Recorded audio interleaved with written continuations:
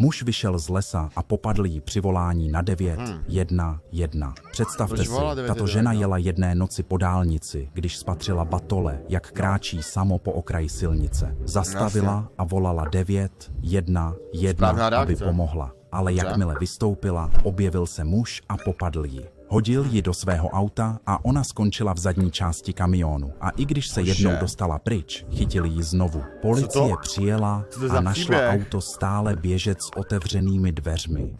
Věci tam byly, ale ona i batole zmizely. A to, co policie později zjistila, odhalilo ještě šílenější scénář. Počkej, někdo unesl tu ženskou i batole? No jako co to je?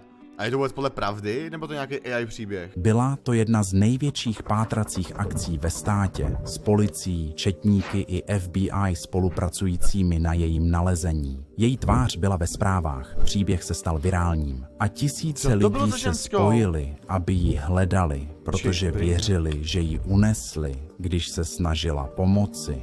To si taky myslím, no, ale počkej, hej, může mi někdo vysvětlit? Je tady sem přijde skutečně, mě to jméno nic neříká, nebo takhle, tady, já jsem tady neslyšel jméno, to je možná ten problém. Kdybych slyšel jméno, tak si dokážu ten příběh spojit, ale tady moc informací není zatím. Ale jak hodiny plynuly, nebyly žádné stopy, žádní svědci a nikde žádná známka po ní. Lidé začali tušit to nejhorší. Po 49 hodin nikdo nevěděl, jestli je živá nebo mrtvá. A s každou další hodinou se šance na její bezpečné nalezení zmenšovaly a zmenšovaly. A pak se odnikud objevila u domu svých rodičů, bosá, s řeznou ranou na rtu a s roztrhanou košilí. To je ještě v pohodě. Párkrát jsem dopadl hůř a to mě nikdo neunesl, jenom jsem byl na nějakým divokým večírku, tak bych to popsal.